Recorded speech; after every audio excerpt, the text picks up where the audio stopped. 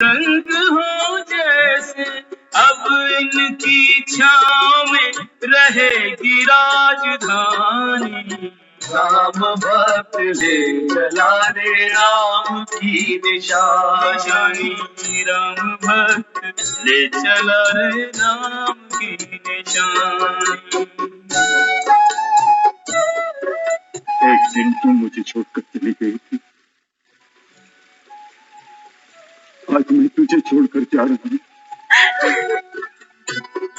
पल छिन लागे सदियों जैसे, 14 वर्ष कटेंगे कैसे।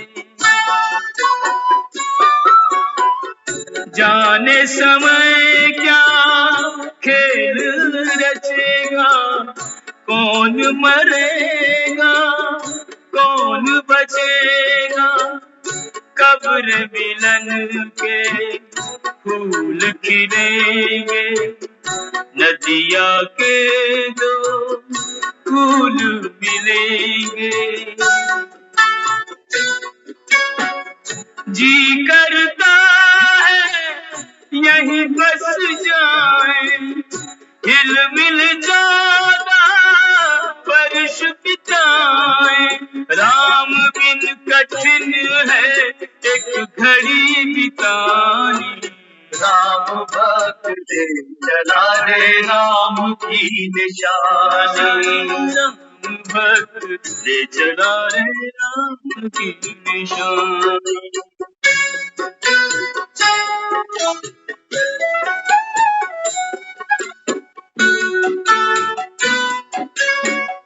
तन मन वचन उमंगी अनुरागा, धीर धुरंधर धीरज त्यागा। भावना में बह चले धीर वीर ज्ञानी। राम भक्त ले चला रे राम की निशानी। राम भक्त ले चला रे राम की निशानी। शीश पर खड़ा अखियों में पानी। राम भक्त ले चला रे राम की निशानी। राम भक्त ले चला रे राम की निशानी।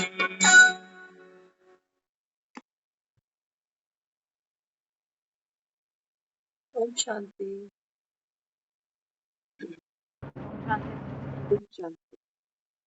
ओम शांति दीदी। ओम ओम शांति। शांति। शांति सभी को ओम शांति। आज की मुरली शुरू करें उससे पहले जो हमने अभी गीत सुना, इसको अगर हम ज्ञान के साथ, संगम युग के साथ जोड़कर देखें ना, तो हम सब ने रामायण सीरियल देखा हुआ है, भरत मिलाप देखा है ना। तो राम क्या है तो राजा, लेकिन बनवासी बना हुआ। तो जो राम का प्यारा है भरत, राम को लेने आया साथ में कि चलो मुझे मुझे ये राज्य नहीं चाहिए, मुझे आप चाहिए। राम कहता है मैं नहीं जा सकता, मैं बंधा हुआ हूं। अब इसको कनेक्ट करते हैं ड्रामा से। संगम का ये युग है, परमात्मा स्वयं जो सृष्टि का मालिक है इस समय वनवाह में है। रावण के राज्य में आया है साधारण तन। जो उसके प्यारे हैं, जो भरत समान है, वो उसको पहचानते हैं और कहते हैं आप मेरे साथ चलो। कहाँ? भरत को राज्य संभालना है ना। बाबा भी हमें कहता है कि बच्चे अभी स्वराज्य अधिकारी बनो और फिर सतयुग में राज्य अधिकारी बनो। तो अभी वो हमको क्या देता है? वो कहता है मैं तो नहीं जा सकता, राज्य तुम्हारा है, तुमको बैठना है गद्दी पे, लेकिन हाँ मेरी श्रीमत ले जाओ। तो दिखाया है कि राम ने क्या किया। राम की जो खड़ाऊ है वो श्रीमत समझकर भरत ने अपने सर पर रखी है। तो कोई किसी को जब बुद्धि देता है, मति देता है, तो हम कहाँ रखते हैं? सर पर रखते हैं। सुबुद्धि कहाँ दी जाती है? यहाँ दी जाती है। तो वो खड़ाऊ क्या है? वास्तव में वो राम की श्रीमत है, वो परमात्मा की श्रीमत है, जो इस समय परमात्मा हम सब बच्चों को दे रहे हैं। तैयारी करनी है ना हमको, और हम सब कर भी रहे हैं। हाँ, तो दिखाया है। फिर गीत के अंदर ही बोल हमने सुने कि सीता को राजा जनक कह रहा है कि एक दिन तू मुझे छोड़कर गई थी, और आज मैं तुझे छोड़कर जा रहा हूँ। ये परमात्मा ही हमसे कहता है कि बच्चे, आज से 5000 साल पहले तुम आत्माएं मुझ बाप को घर छोड़कर आई थी परम धाम में। एक दिन तुम मुझे छोड़कर गई थी और आज मैं संगम पर तुम सबसे मिलकर आया हूँ। ये मंगल मिलन है, ये फिर कभी नहीं मनेगा। तो अब पिता भी कहता है मेरे भी जाने का समय हो रहा है, जो चाहिए बाप से ले लो, नहीं तो फिर दर दर के धक्के खाने पड़े। आप इस चीज को रियलाइज करना। बाबा बाबा हम रोज मुरली में कहते हैं, बाबा को याद करो, अपने को आत्मा समझकर उस निराकार को याद करो। गहराई समझना बाबा मतलब क्या। अब कोई ह्यूमन बीइंग तो है नहीं, वहां तो राम दिखा दिया, यशोदा कौशल्या का बेटा, लेकिन यहाँ पर तो जो परम पिता उनका कोई माता पिता नहीं है। किसकी बात होती है यहाँ पर? आप देखो, कल भी हमने शेयर किया ना, हमारे जीवन में जब जब कोई हमें दुख में सहयोग देता है, तो ना चाहते भी हम कहते हैं आप भगवान बनकर आए हो। कहते नहीं कहते? जो भी हमको दुख में दिखता है, साथी बना, सहयोगी बना, हम कह देते हैं, सहज कहते हैं, अंदर से दुआ निकलती है कि आप मेरे जीवन में इस समय भगवान बनकर आए। तो भगवान माना क्या?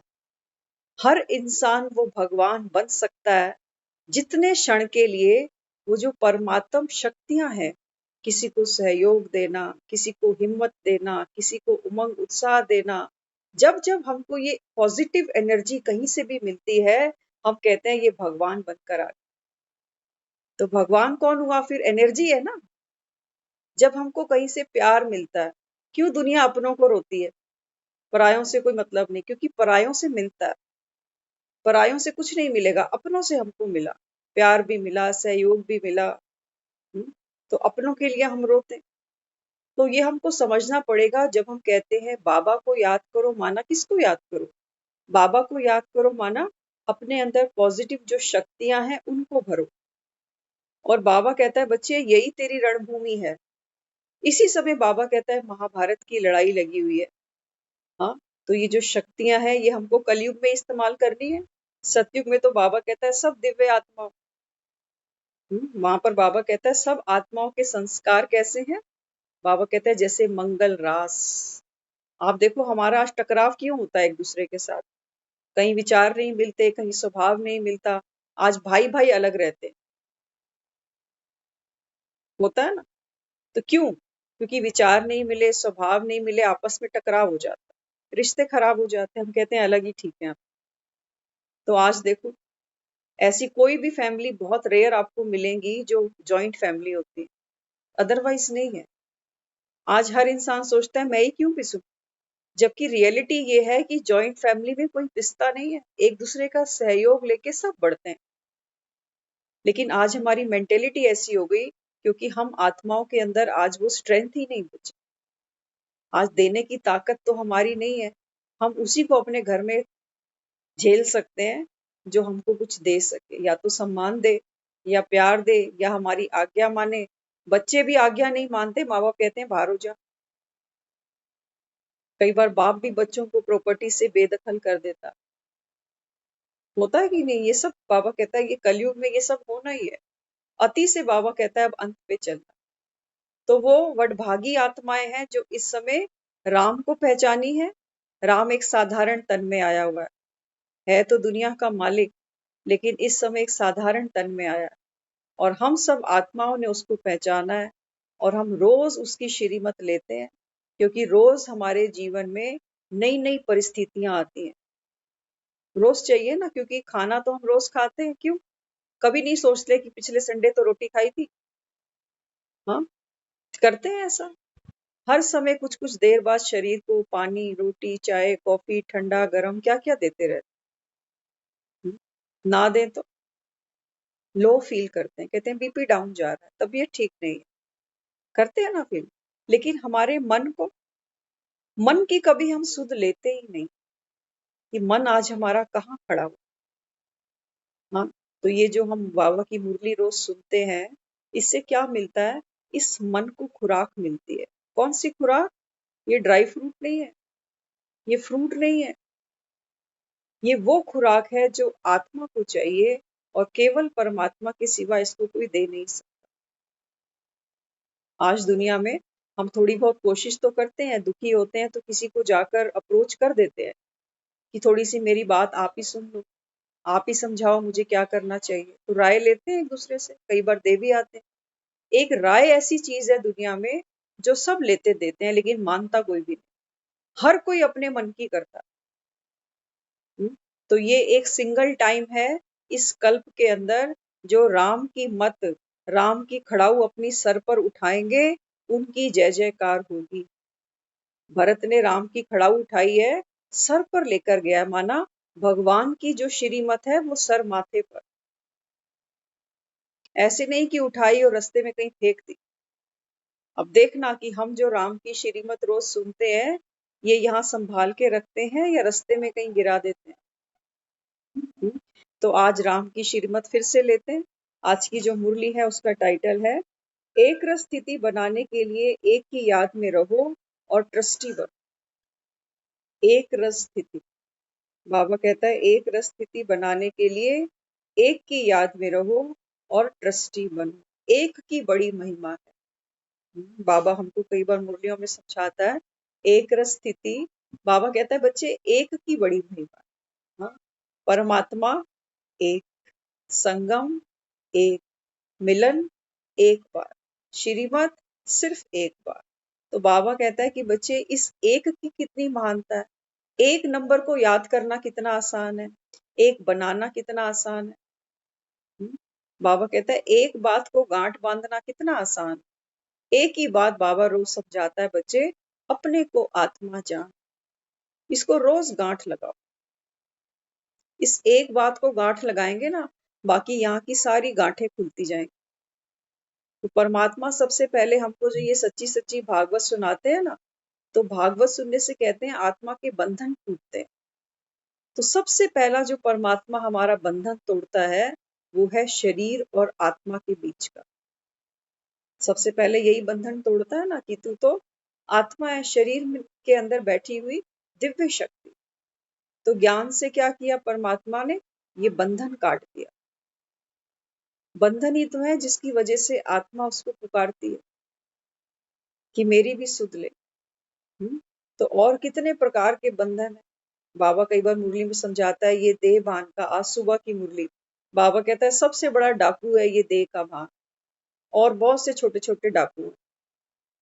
क्रोध का बंधन, लोभ का बंधन, मोह का बंधन, हर चीज को हमको ज्ञान समझाता है और ज्ञान से वो बंधन टूट जाता है।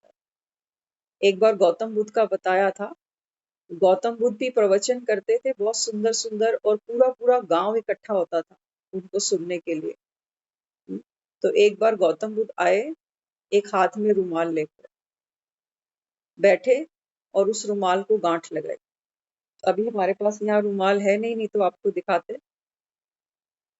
तो रुमाल को उन्होंने गांठ लगाई और सबसे पूछा कि ये गांठ रुमाल में पहले से थी या अभी लगी, और इसको खोलें कैसे। तो खोलने की युक्ति करने लगे, तो टेढ़ी मेढ़े तरीके से गांठ को खोलने लगे। तो इतने में एक वहां से श्रद्धालु खड़ा हुआ, उसने कहा जिस तरीके से आप गांठ को खींच रहे हैं ना, ये खुल नहीं रही, ये तो और टाइट हो रही है। गांठ खोलने की भी युक्ति है। उन्होंने बोला आप आगे बताओ कैसे खोलेंगे गांठ। तो जब वो श्रद्धालु आगे गया तो उसने बोला कि देखो पहले रुमाल को देखो, जैसे आपने गांठ बांधी है ऑपोजिट डायरेक्शन में ये खुलेगी। जैसे बांधी, एक बार विजुलाइज करो, अगर हम एक रुमाल को गांठ बांधते हैं तो खोलेंगे कैसे उसको। हाँ, जिस डायरेक्शन में गांठ बांधी गई थी उसके ऑपोजिट डायरेक्शन में जब हम खींचेंगे उसको तो वो खुल जाएगी। ऐसे ही होगा ना, अगर ऑपोजिट में नहीं खोली और सीधा सीधा खींचा तो वो और टाइट हो जाएगी। तो गौतम बुद्ध ने बोला आज का प्रवचन खत्म हुआ। अब सारे हैरान कि कुछ तो बोला ही नहीं, समझाया ही नहीं। आज तो सिर्फ ये रुमाल पर ही गांठ बांधी और गांठ खोल के कह रहे हैं प्रवचन खत्म। तो उन्होंने फिर पूछा, जो उनका एक शिष्य था आनंद, उन्होंने पूछा कि हमें कुछ समझ में नहीं आया, आज के प्रवचन में आपने तो कुछ बोला ही नहीं। कहते मैंने करके दिखाया ना। कहते हम समझे नहीं, क्या करके दिखाया। तो उन्होंने बताया, कहते हैं देखो जैसे ये रुमाल है, जैसे आत्मा। आत्मा जब पहली बार दुनिया में आती है ना, तो जैसे प्लेन रुमाल है, ध्यान से सुनेंगे। आत्मा माना प्लेन रुमाल। अब जैसे ही शरीर में आई, गांठ बंध गई, बंध गई। अब इस गांठ को खोलना कैसे? कोई इस गांठ को खोलने के लिए व्रत कर रहा है, तप कर रहा है, कोई खोज कर रहा है, कोई हिमालय पे चढ़ा हुआ है। कितना कुछ लोग करते हैं, लेकिन ये गांठ तो और टाइट होती जाती है। तो आपने देखा होगा, जब हम भक्ति करते हैं ना, तो हम तपस्या करते हैं, व्रत करते हैं। व्रत किस लिए किया? ताकि आत्मा और शरीर के बीच में थोड़ी दूरी बन सके। हमने सबने व्रत किया है ना। जब हम व्रत करते हैं तो हमको भूख तो महसूस होती है, लेकिन हम कुछ खाते नहीं। इसका मतलब अभी हम कहाँ रुके हुए हैं? आत्मा का हमको ज्ञान नहीं था उस समय, लेकिन हाँ, हमारा एक संकल्प होता था, आज मेरा व्रत है तो मैंने कुछ नहीं खाना। मेरा, अब ये मेरा पता नहीं था कि अंदर कौन है मेरा जो कर रहा। हाँ, तो हमने क्या किया, एक डिस्टेंस बनाया कि आज शरीर कुछ मांगेगा, लेकिन आज देना नहीं। तो हमने कोशिश तो की गांठ खोलने की, लेकिन कामयाब कोशिश नहीं थी। कामयाब नहीं थी। क्यों कामयाब नहीं थी? क्योंकि सबके तो रुमाल बंधे ही पड़े। ये रुमाल तो वही खोलेगा जो खुद मुक्त होगा। तो परमात्मा इस समय क्या करता? जब हम दुनिया में आते हैं ना, कोई गांठ नहीं हो, अकेले आते हैं संसार में। ना कोई माँ है, ना पिता है, ना भाई, ना बहन, ना कोई एजुकेशन, ना कोई नाम, कुछ भी नहीं है। हम गुमनाम है जैसे। तो धीरे धीरे क्या करता है, रुमाल पे गांठें बनती चली जाती। अब सोचो, जब ये एक एक गांठ खुल जाएगी रुमाल से, तो क्या रुमाल में कोई परिवर्तन आने वाला? रुमाल तो वही है। गांठें खुल जाएंगी तो वो बिल्कुल फिर से फ्लैट हो जाएगा। ऐसे ही ये जो हम ज्ञान सुनते हैं ना, हमको हमारी अनादि स्थिति पर जाना है। बाबा कहता है ना, बच्चे जैसे आए थे अशरीरी, ऐसे ही जाना। तो रोज हम जो ये ज्ञान सुनते हैं, हम जतन करते हैं कि जो जो हमने गांठे, जो बंधन बांधे, उसको हम खोल सकें। लेकिन हम उल्टा डायरेक्शन यूज करते हैं। देखो, जब हम ज्ञान को समझते हैं ना, हमको ये समझ तो मिल जाती है कि मैं आत्मा बेचारी कितने बंधन में बंधी हूँ। मेरे शरीर का बंधन है, मेरे ऊपर जिम्मेवारियों का बंधन है, मेरे रिश्ते हैं। हाँ, और ये सब हम देखते हैं, ये मेरे बंधन। हम चाहते हैं ज्ञान को सुन सुन के कि फ्री हो जाएं, फ्री हो जाएं, फ्री हो जाएं।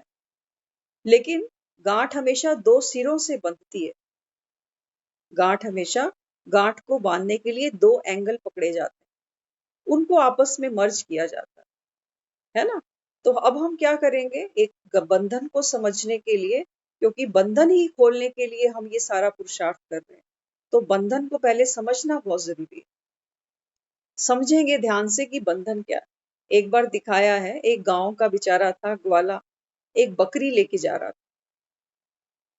तो बकरी के गले में उसने पट्टा डाला हुआ था। तो गुरु और उसके चेले भी निकल रहे थे। तो गुरु ने बोला, इधर आओ, आज मैं तुमको एक नई बात बताता हूँ। चेलों ने बोला, पता नहीं आज गुरु के मन में क्या आई। तो दूर से उसको दिखाया, कहते देखो, ये जो बकरी है, ये गुलाम है, या जो इसको पकड़ के ले जा रहा है, ये गुलाम है। इन दोनों में गुलाम कौन है? क्या कहेंगे आप मीना दीदी? दोनों में गुलाम कौन? बकरी गुलाम, या जो बकरी को पकड़ के ले जा रहा है वो गुलाम? जो बकरी को पकड़ के ले जा रहा है वो गुलाम। कैसे? कैसे? दीदी, क्योंकि वो जहाँ जहाँ जाएगी उसको वहाँ वहाँ उसी डायरेक्शन पे चलना पड़ेगा। नहीं, बकरी तो उसने पकड़ रखी है ना पट्टे से, तो बकरी बेचारी कहाँ जाएगी अपने आप? दीदी, उसके साथ बंधा हुआ है ना वो। उसने तो हाथ में पकड़ रखा है ना बकरी को, जहां चाहेगा वो चलाएगा बकरी को। अगर आपके हाथ में एक डॉगी हो, आप सुबह उसको पार्क में ले जाओ, तो जिस ट्रैक पे आप चलोगे, वो डॉगी आपके साथ साथ चलेगा। आप डॉगी को सैर कराने ले जाओगे या डॉगी आपको सैर कराने ले जाएगा? ध्यान तो मतलब हमारा डॉगी की तरफ होगा ना, गुलाम तो हम हुए ना। ठीक है, समझते हैं। गुलाम तो वही होगा ना, क्योंकि उसे लेके जाना है, चराने लेके जाना है, वहां लेके जाना है, वहां लेके जाना है, तो चाहे पकड़ के जरूर वो लेके जा रहा है, लेकिन गुलामी तो उसकी कर रहे हैं ना। बिल्कुल। दीदी, ध्यान तो सारा उसी में लगा रहेगा ना। देखो कितनी अच्छी समझदारी की हम सब बातें जानते हैं, लेकिन जब अपनी बात आती है ना, तब हमारी बुद्धि वहां बंद हो जाती है। हाँ, अपने देखिए हाँ अपने गुरु ये समझाता है उनको, शिष्यों को। शिष्यों ने जवाब दिया कि भी जिसके गले में पट्टा है मानो वो गुलाम है और ये मालिक है, ये मालिक है और ये गुलाम है। अब गुरु ने बोला कि तू एक काम कर, वो जो उसका मालिक है ना उसको बोल कि ये पट्टा छोड़ दे एक बार। तो उसने बोला ये छोड़ेगा क्यों, क्या ना गुरु ने बोला। तो बोल बेचारे को बोला कि 2 मिनट के लिए ये पट्टा छोड़ो। तो जैसे ही वो पट्टा छोड़ा ना, वो बकरी इधर उधर भागने लगी। और वो जैसे ही वो बकरी भागी तो वो मालिक उसके पीछे पीछे दौड़े, पीछे पीछे दौड़े, ये अरे मेरी बकरी कहाँ गई, बकरी कहाँ गई। तो गुरु ने ये रियलाइज कराया कि देखो वास्तव में दिखता कुछ और है लेकिन रियलिटी कुछ और। अब यहाँ अपने आप को रखो, अपने आप को रखो। हम आज अपने को कहते हैं हम मालिक हैं 24 घंटे के, कहते हैं कि नहीं, मेरी जिंदगी है मैं जैसी मर्जी जीऊं, 24 घंटे के हम मालिक। लेकिन 1 घंटा निकालना हमको कितनी गुलामी सहनी पड़ती। हाँ, कि अभी ये काम आ गया, बीच में वो आ गया, फिर ऐसा हुआ। हाँ, तो यहाँ क्या दिखाया, ये जो बंधन है, वास्तव में बंधन जो है ये 2 कड़ियां जुड़ती है। अगर उसने बकरी को छोड़ दिया, बकरी उसके पीछे कभी नहीं भागेगी। बकरी तो कहेगी अच्छा है मैं फ्री हो गई, आजाद हूँ, मुक्त हूँ। लेकिन हम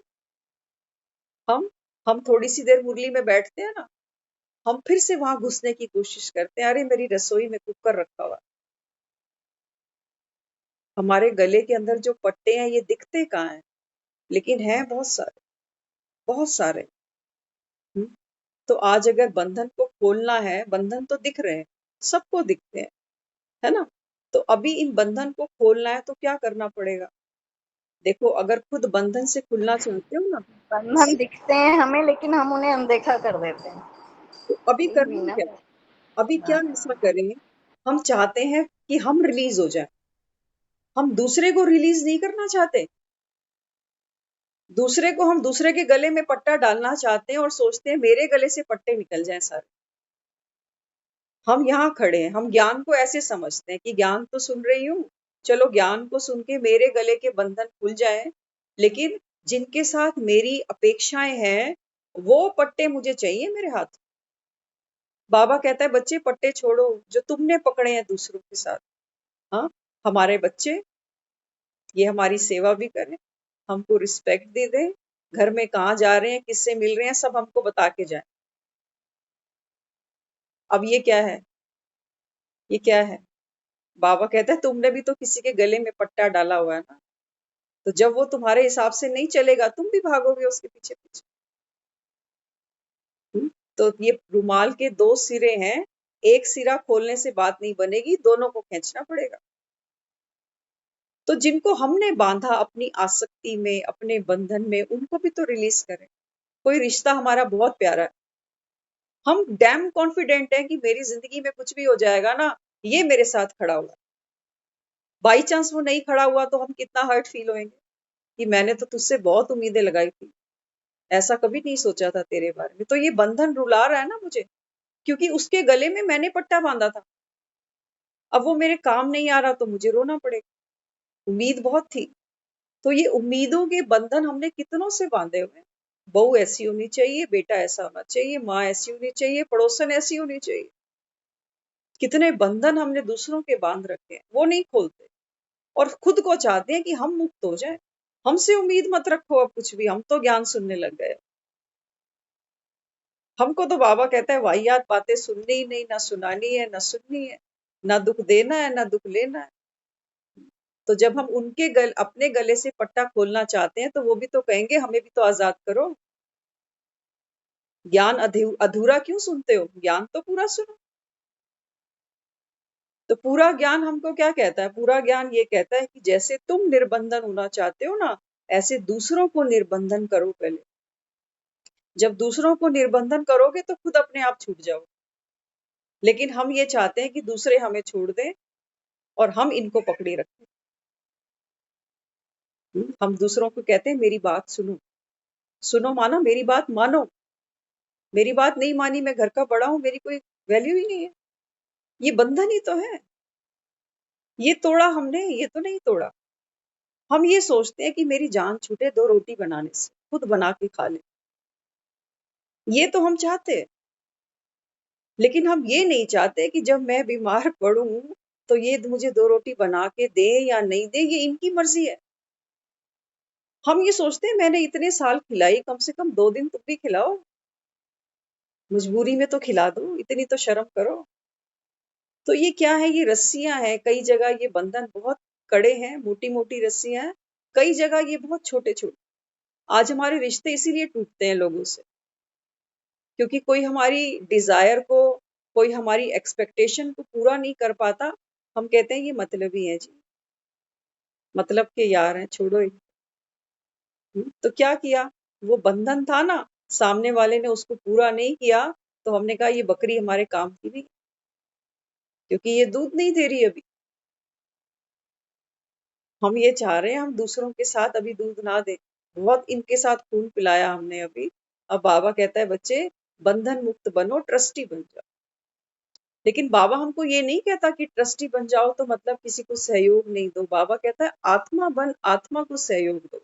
तो बंधन तो काट दिया उसने, लेकिन दूसरे को हम आत्मा नहीं देख रहे, उसमें तो हमको बहू ही दिख रही है, उसमें हमको बेटा ही दिख रहा है, उसमें हमको पड़ोसी ही दिख रहा है, उसमें हमको रिश्तेदार दिख रहा है। तो ये बंधन आधा कटा आधा नहीं कटा, फिर बराबर हो गया। दर्द तो हुआ ना, इस हाथ में नहीं हुआ तो इस हाथ में हो गया, दर्द तो मुझे ही होगा। तो बंधन को समझना ये बहुत जरूरी है।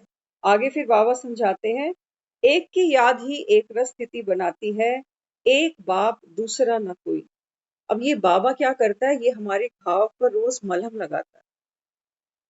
बाबा कहता है अपने आप को ये पक्का कराओ, एक बाप दूसरा ना कोई। एक केस अभी हॉस्पिटल में है हमारा, नोन टू कोई, तो रिपोर्ट आई आज, तो कहने लगे मैंने सबको देख लिया, कोई नहीं आया मुझे यहाँ देखने के लिए, मिलने के लिए, सबको देख लिया।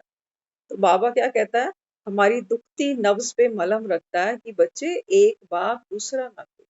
दुख के कोई साथी नहीं होते, सुख के सब साथी, दुख में ना कोई। ये हम सब अनुभवी हैं।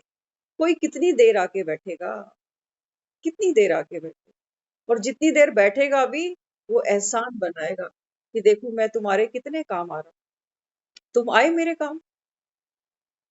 तो इस समय हमको क्या करना है, हमको रिश्ते तो बनाने हैं, रिश्ते निभाने हैं, क्योंकि बाबा कहते हैं ना कि हिसाब किताब क्लियर करने पड़ेंगे, हंस के चाहे रो के। वो बकरी किसी काम की नहीं जो दूध नहीं देती। हाँ, वो तो हमको जगत अम्बा की महिमा देता है, और ये कैसी जगत अम्बा है जो सबसे मुंह छिपा के बैठ जाए कोने में, ऐसी जगत अम्बा नहीं बनी। तो यहाँ पर हमको क्या समझाया, एक बाप ही बीज है, माना जो परम आत्मा है वो ही बीज है। किसी को भी याद करके दुखी नहीं हो। हम 2 बार दुखी होते हैं जीवन, जब हमारे जीवन में कोई पेपर आता है, कोई परेशानी आती है, कोई कष्ट आता है, 2 बार दुखी होते हैं। रियलाइज करना, आप सबने अनुभव किया है क्योंकि हमने भी किया है। पहला दुख तो ये होता है हमको कि जिनसे उम्मीद बांधी है वो कोई साथ नहीं खड़ा हुआ, और जो कर सकता था वो अब कैपेबल नहीं। और तीसरा दर्द ये भी होता है कि जो मैं चाहता हूं वो हो क्यों नहीं रहा। दर्द हमको कई तरीके से अटैक करता है, कई तरीके से, सिर्फ एक ही बात नहीं होती।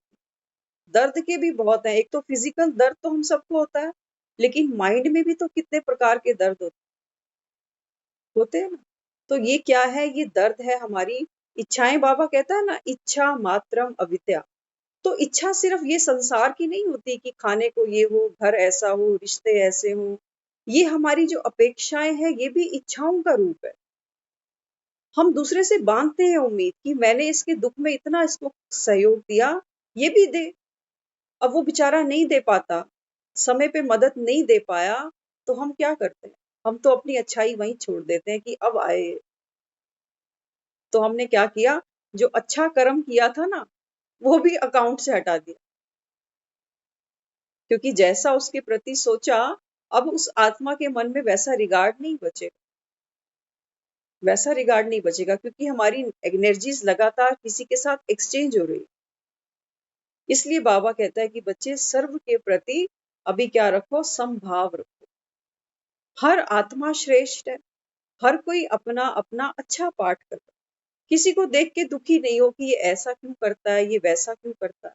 बाबा कहते हैं बच्चे ये ड्रामा एक्यूरेट बना हुआ है, जो ज्ञान को सुनते हैं बाबा कहते हैं तुम्हारे लिए ये ड्रामा कल्याणकारी।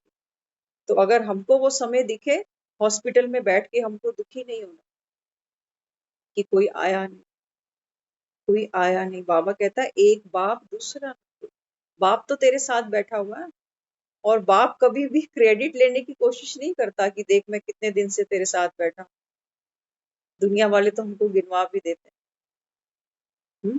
तो इसलिए बाबा हमको समझाता है कि बच्चे बाप ही बीज है जिसमें सर्व संबंधों का, प्राप्तियों का सार समाया है। या प्रवृत्ति में रहते हो या दूसरा तीसरा भी कोई है। बाबा कहता है बच्चे दुनिया में लोग क्या कहते हैं भगवान के लिए कि बस एक सच्चा सहारा मेरा तू ही है, ऐसे ही कहते हैं ना। बाकी दुनिया में तो हम देखते हैं विनाशी है, आज कोई है कल खबर मिलती है चला ही गया। तो हम कहते हैं हमारा कर्जा भी साथ ले गया। पैसे की बात नहीं है, कई बार हम किसी को बहुत सहयोग दे आते हैं और वो भी पहले ही चला जाता है, तो कहते हैं मेरा कर्जा साथ ही ले गया। लेकिन बाबा कहते हैं नहीं, ऐसे नहीं सोचो। हर आत्मा को बाबा कहता है देते जाना, देते जाना, क्योंकि तुम बाप से रोज लेते हो। दुनिया के अंदर इतनी ताकत नहीं है, लेकिन हमको जो बाबा रोज ज्ञान सुनाता है, बाबा कहता है बच्चे अपने को भरो, बाप से लेते जाओ खजाने, और बाबा कहता है दुनिया पे लुटाते जाओ। पल्ले से क्या देना है हमको, पल्ले से थोड़ी कुछ देना। लेकिन बाबा कहता है हाँ तुझे कमाना तो पड़ेगा। कमाना माना, बाबा कहता है जितना आप मुझे याद करोगे उतना बाबा कहता है आपका जीवन सहज और सरल बन जाए। फिर आगे बाबा समझाते हैं ट्रस्टी बनकर संभालते हो या गृहस्थी बनकर। अब बंधन से कैसे हम खुद को रिलीज करें। बाबा कहते हैं बच्चे ट्रस्टी बन जाओ, ट्रस्टी बनो पूरे परिवार, हर एक आत्मा को मुक्त करो, हर सबको आत्मा देखो, मेरा नहीं देखो। बाबा कहता है गृहस्थी माना मेरा। जब गृहस्थी करते हो तो कहते हैं ना मेरा घर, मेरे बच्चे, मेरा परिवार। तो बाबा कहता है जब गृहस्थी मेरा मेरा करते हो तो मेरे से विस्तार से तुमको क्या मिला। कितने साल हो गए बाबा कहता है मेरा मेरा करते करते कुछ मिला। हाँ, तो बाबा कहता है कुछ मिला या गवाया, पूछ रहा है बाबा, बताओ क्या मिला, या मिला या गवाया। जितना मेरा मेरा कहा उतना कोई ही मेरा कोई नहीं रहा कोई। हाँ, बाबा कहता है जितना किसी के ऊपर चाहते हो ना शिकंजा टाइट करना, लोग उतना ही दूर भाग करके देखना। कभी थोड़े से बच्चे हमारे बड़े होते हैं ना, माँ बाप के साथ बैठना ही नहीं चाहते, घूमना जाते हैं फ्रेंड्स के साथ, कहते हैं अरे मम्मी पापा के साथ बार बार ये करते, वो ले आ, ऐसे कर, वो नहीं कर। तो बच्चे भी बंधन मानते हैं नहीं मानते, मानते हैं ना। तो बाबा हमें क्या समझाता है, बाबा कहते हैं बच्चे कि जितना मेरा मेरा करते हो ना, उतना बाबा कहते हैं मेरा तो कोई होता ही नहीं है, रहता है कोई मेरा। सब फ्री होना चाहते हैं, आप भी मौज करो और हमें भी करने दो, ना हम आपको डिस्टर्ब करें ना आप हमें डिस्टर्ब करो, यही तो चाहते हैं। तो सब क्या चाह रहे हैं, बंधन फ्री होना चाहते हैं, है ना।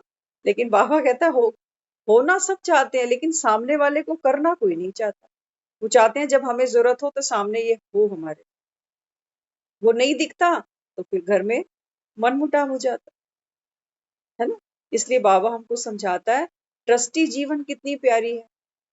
हाँ, बाबा कहता है बच्चे जब ट्रस्टी बनकर संभालते हो तो कोई भी बोझ नहीं रहता, सदा हल्के रहते हो। और जब गृहस्थी में घुसते हो तो बाबा कहते हैं गृहस्थी तो जैसे तुमको झमेला ही लगती है ना।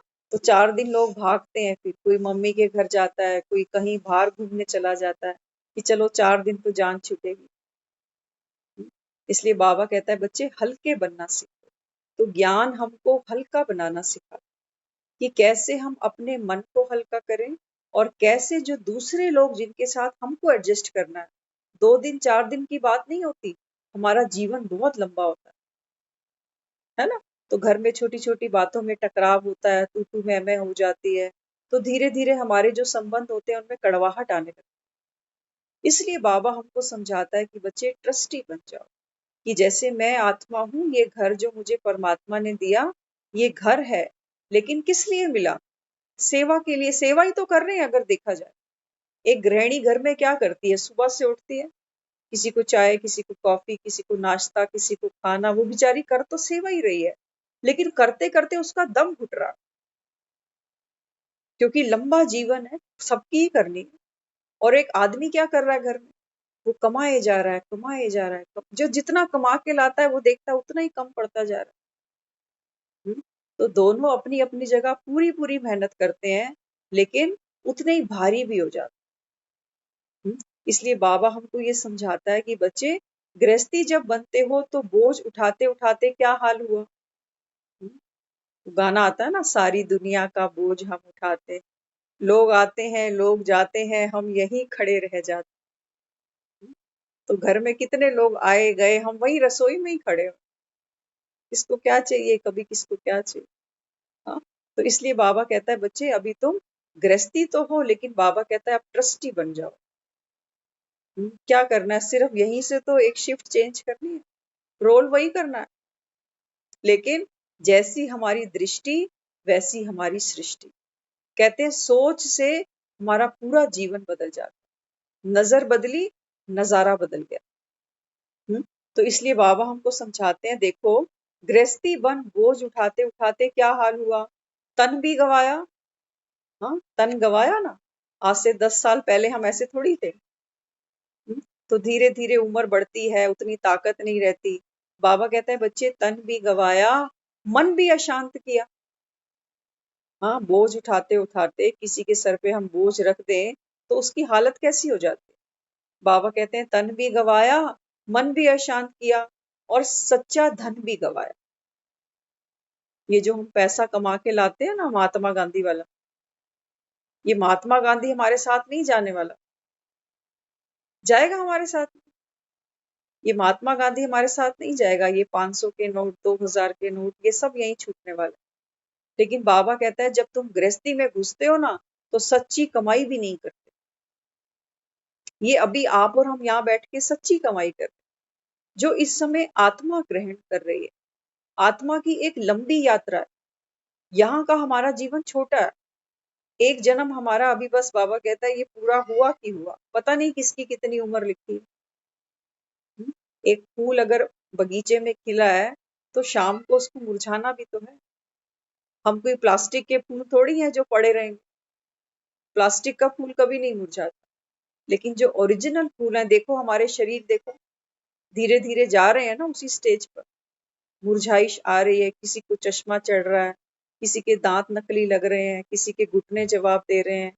तो ये गाड़ी है, ये चलते चलते सर्विस मांग रही है, और ये जो ड्राइवर है ये भी थक गया इसको चला चला।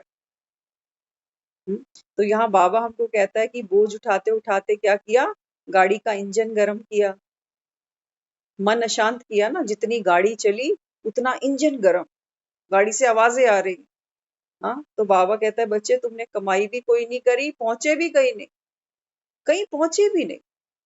किसी ने 50 साल जीवन लिया, 60 लिया, 70 लिया, चेक करो कहाँ पहुंचे। हम दुनिया का शौक प्रकट करने जाते हैं, कितनी उम्र थी। हाँ, बाबा कहता है अपने आप से पूछो कि मेरी अब कितनी उम्र हो गई। हाँ, और दुनिया में जो अभी चल रहे हैं हालात, इस हिसाब से मेरी अब कितनी उम्र रह गई। बाबा कहते हैं भले बात हो 5 दिन की या हो 50 दिन, 50 साल की। बाबा कहते हैं हाशर, बाबा कहता है एक ही है। इसलिए बाबा कहता है बच्चे तैयारी करो, जितनी आप तैयारी समय से शुरू करोगे। कहते हैं किसी को प्यास लगी हो ना, एट ए टाइम कुआं नहीं खोदा जाता, कुआं पहले ही खोदना पड़ता, क्योंकि ये पुरुषार्थ है। उस प्यास को खोदने के लिए हमको कुआं जमीन में खोदना पड़ता है, लेकिन जो आत्मा की प्यास होती है, इसको बुझाने के लिए हमको अपने मन के कुएं को खोदना पड़ेगा। और मन का कुआं देखो कैसा होता है।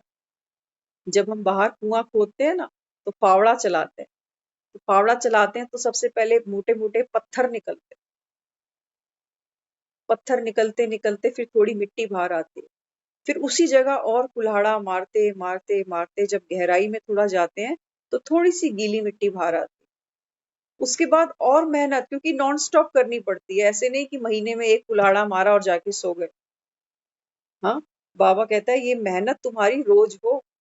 तो फिर क्या किया, जब गीली मिट्टी निकली तो थोड़ा सा मिट्टी वाला पानी निकल गया। और मिट्टी वाला पानी निकला, फिर चलते चलते चलते चलते वो पानी साफ हुआ लेकिन खारा था। और चलते चलते वही पानी फिर मीठा भी हो। तो कुआं खोदने का तो हम सबको पता है कि क्या प्रोसीजर है, लेकिन जब हम मन की खुदाई करते हैं तो यहाँ बड़े मोटे मोटे पत्थर रखे हैं। अहंकार का पत्थर निकलेगा, वो इतना बड़ा क्रोध का, लोभ का, मोह के पत्थर, बड़े बड़े पत्थर, ईर्ष्या के पत्थर, तुलना के पत्थर, दर्द के पत्थर, पुरानी पीड़ा, पुरानी स्मृतियों के पत्थर, इच्छाओं के बड़े बड़े पत्थर, इतने बड़े बड़े पत्थर निकलेंगे। फिर यहाँ से निकलेगी मिट्टी, उन बातों की मिट्टी जो आज तक हम अपने मन में रखकर बैठे हुए हैं, कोई किसी की कही हुई पुरानी बातें जो अभी भी हमारे मन को दुखी कर देती। फिर ये मिट्टी बाहर निकलेगी, फिर निकलेगी गीली मिट्टी बाहर। गीली मिट्टी, वो मिट्टी जिसके अंदर हमारा दर्द लिपटा हुआ, वो भी बाहर निकलेगी। फिर निकलेगा मिट्टी वाला पानी। आत्मा इतनी जल्दी पावन नहीं बन सकती, क्योंकि मैल भी तो कई जन्मों की है। हाँ, तो हम ये जो रोज मुरली क्लास सुनते हैं, ये किस लिए? ताकि अंदर से मैं आत्मा उस कुएं को, उस मीठे पानी को प्राप्त कर सकूं जिसकी मुझको प्यास है। चातक पक्षी सुनते हैं ना, चातक पक्षी कहते हैं सिर्फ बारिश का पानी पीता, और पानी नहीं पीता। हमने पानी तो पूरी जिंदगी बहुत पिया है, कभी बिस्लरी का, कभी शिकंजी, कभी लस्सी, कभी कुछ कभी कुछ। शरीर को दिया, पानी पीते हैं, 10 मिनट बाद फिर प्यास लग जाती। लेकिन आत्मा को अभी हम ये जो ज्ञान का जल दे रहे हैं ना, ये जितना जितना आत्मा इसका श्रवण करती है, उतना उतना कहते हैं आत्मा की तृप्ति होती जाती है। और हम सब अभी कई दिनों से इसको अनुभव कर रहे हैं, तो आप सब भी कह सकते हो अपने अपने अनुभव से कि हाँ, तृप्ति तो हो रही है। हो सकता है किसी को 2%, किसी को आधा %, किसी को 10%, किसी को 50%। ये डिपेंड करता है हमारे अपने ऊपर कि हम कितनी गति से फावड़ा चलाते हैं। एक बार दिखाया था, एक खेत में एक किसान है। अब वो क्या करता है, वो सोचता है कि भाई कुआं तो खोदना है, तो एक दिन जाता है कहीं पे 8-10 फावड़े चलाता है, सूखी मिट्टी, कुछ नहीं मिल रहा। दूसरी जगह जाता है, कहीं और जाके फावड़ा चलाता है, कुछ नहीं मिल रहा। तो थोड़े दिन में देखते हैं पूरा खेत उसने खोद दिया, लेकिन पानी तो कहीं नहीं मिला। फिर किसी ने उसको बोला, अरे ऐसे थोड़ी खुदाई होती है, एक ही पॉइंट पर लगातार फावड़ा चलाना था, आपने सारा जो है खेत खोद दिया। अब बाबा हमको इसीलिए मना करता है कि बच्चे पर चिंतन नहीं करो। पर चिंतन में हम क्या करते हैं, हम दूसरे के खेत में जाके फवाड़ा चलाने लगते हैं। बाबा कहता है वहां से गंदगी ही निकलनी है, क्योंकि पर चिंतन में हमने क्या उठाया, गंदगी तो उठाई। किसी का स्वभाव कैसा है, हाँ ये इतना अकड़ के बात करता है, इसको सेंस नहीं है। तो हम ये क्या कर रहे हैं, दूसरे के खेत में जाके फावड़ा चला रहे हैं, और वहां से मिट्टी आ रही है, वो हम अपने सर पे डाल। मेहनत करनी थी अपने खेत में और चले गए दूसरों के खेत में। बाबा कहता है कुछ नहीं मिलेगा। किसी की निंदा करने से कभी किसी का मन खुश हुआ है? बाबा कहता है जितना तुम परचिंतन करोगे ना, उतना ही बाबा कहता है तुम्हारा मन दुखी होगा, क्योंकि दूसरों के कपड़े धोने जाते हो। निंदा करना माना किसी की मैल जाकर खुद धोआते हो। अपनी मैल धोनी थी, बाबा कहते हैं। तो आगे यहाँ हम देखते हैं, बाबा कहते हैं बच्चे, ये बोझ उठा उठा के तन को रोगी बनाया, मन को अशांत कर लिया, और धन से भी कोई शक्ति नहीं रही। धन में बाबा कहता है तुम्हारे कोई ताकत नहीं है आज। तो आज का 1000 रुपया भी 1 रुपए के बराबर है। और वाकई ये सच्चाई है। जब हम छोटे होते थे ना, हमको उस समय 25 पैसे, 50 पैसे या 1 रुपया खर्चे मिलते थे, और उसमें हमारे दोनों हाथ भर जाते थे। और आज देखो, आज बच्चे 100 रुपए रोज खाते हैं, उसमें भी वो कहते हैं मम्मी पापा कुछ देते ही नहीं है। बाबा कहता है आज का तुम्हारा 1000 रुपए और पुराने समय का 1 रुपया बराबर है। तो देखो धन की शक्ति बढ़ी या कम हुई? कम हो गई ना। जितना कमाते हैं पूरा नहीं पड़ता।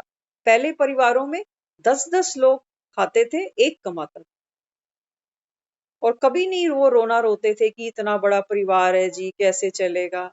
आज एक बच्चा पालना कितना भारी हो गया इंसान के लिए। तो बाबा कहता है तो धन की ताकत तो चली गई ना। अभी बोझ उठाने का भी अनुभव कर लिया। बाबा कहते हैं गृहस्थी का बोझ उठा रहे हो ना, अनुभव कर लिया ना कि गृहस्थी का बोझ कैसे उठाया जाता है, तो हल्के रहने का भी अनुभव कर लिया। अब बाबा कहते हैं यहाँ ज्ञान सुनते हो तो थोड़ा सा, बाबा कहता है थोड़ा मन शांत होता है। एक है भारी होना, एक है हल्का होना। तो बाबा कहता है अब तुमने दोनों चीजों का अनुभव कर लिया। अब बाबा कहता है चेक करो किस बात में धोखा मिला, क्यों दुख की लहर आई, बजाय किसी पे ब्लेम करने के कि इसकी वजह से। बाबा कहता है तुम चेक करो, दर्द का कारण कुछ और है। दर्द का कारण ये नहीं है कि इसने जबान लड़ाई मेरे से। दर्द का कारण ये है कि मेरा अहंकार इतना बड़ा था कि मैं ये सोचता था कि ये और मेरे मुंह लग जाएगा, इसकी इतनी औकात है ना। तो बाबा कहता है ये नजरिए ने तुमको चोट पहुंचाई है, सामने वाले ने तो जो कहना था बेचारे ने कह दिया। तो बाबा कहता है फिर चेक करो कि ये दुख की लहरें क्यों आई। सुखदाता के बच्चे को दुख की लहर तो आ नहीं सकती।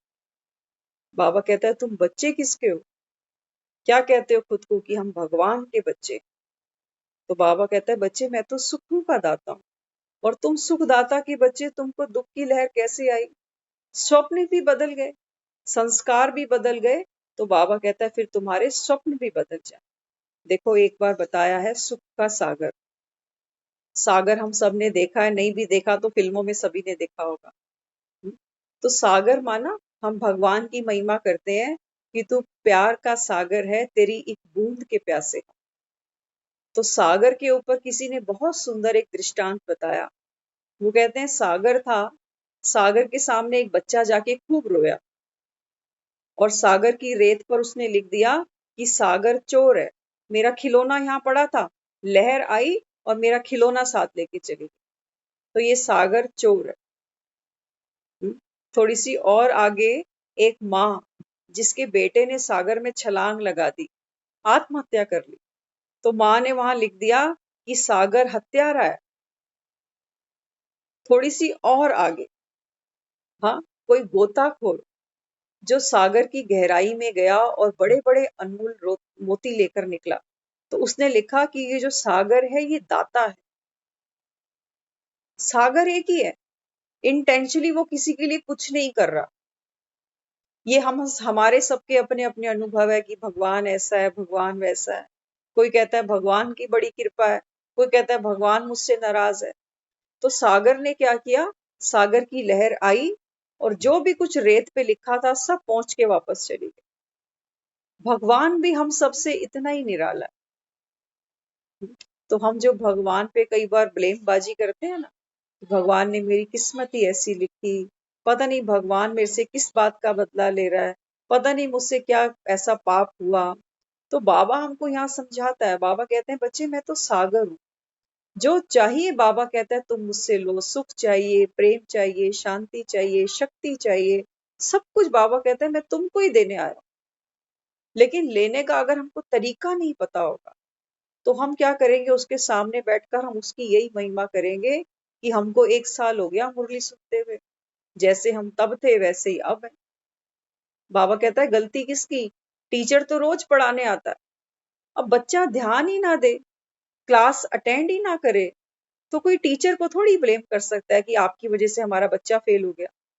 टीचर कहेगा और भी तो 40 बच्चे पढ़ रहे हैं, ये क्यों नहीं फेल हुए, आप ही का बच्चा क्यों फेल हुआ। तो फॉल्ट टीचर में है कि बच्चे में। इसलिए बाबा कहता है बच्चे ये 1 घंटा जो देते हो ना, ये बाबा कहता है आपके जीवन को बदल सकता है। लेकिन हाँ, बदलेगा उनके जीवन को, बाबा कहता है जो होशियार हैं, जो बाबा कहता है सेल्फ ट्रांसफॉर्मेशन में, बाबा कहता है बिलीव रखते हैं कि मुझे चेंज होना है, दुनिया बदले ना बदले, कोई अपनी पोजीशन को, अपनी सोच को बदलना चाहे या ना बदलना चाहे, लेकिन मुझे बदलना है, क्योंकि राम की श्रीमत मुझे मिल रही है। सबको नहीं मिलती, कोई विरले होते हैं जिसको राम पसंद करता है। तो यहाँ कितने आते हैं, कितने चले जाते हैं, सबको क्लिक थोड़ी होता है। सारे राम के भरत नहीं बन सकते। दिखाया है राम के भाई तो हैं, लेकिन भरत जैसा भाई नहीं है। हाँ, तो बाबा कहता है ये सारा मदार तेरी बुद्धि का है, अपने राम को तो पहचानो। जब तक राम को नहीं पहचानोगे, उसकी श्रीमत, बाबा कहता है सर माथे लोगे ही नहीं। कहोगे अरे ठीक है 7 दिन का कोर्स हुआ, अब छोड़ो इसको, नई बात थी सुन ली। लेकिन बाबा कहता है नहीं, जो सच्चे सच्चे भरत हैं वो राम की खड़ाऊ, राम की श्रीमत सर माथे लेकर चलेंगे, हर कदम फॉलो फादर करेंगे। ओम शांति।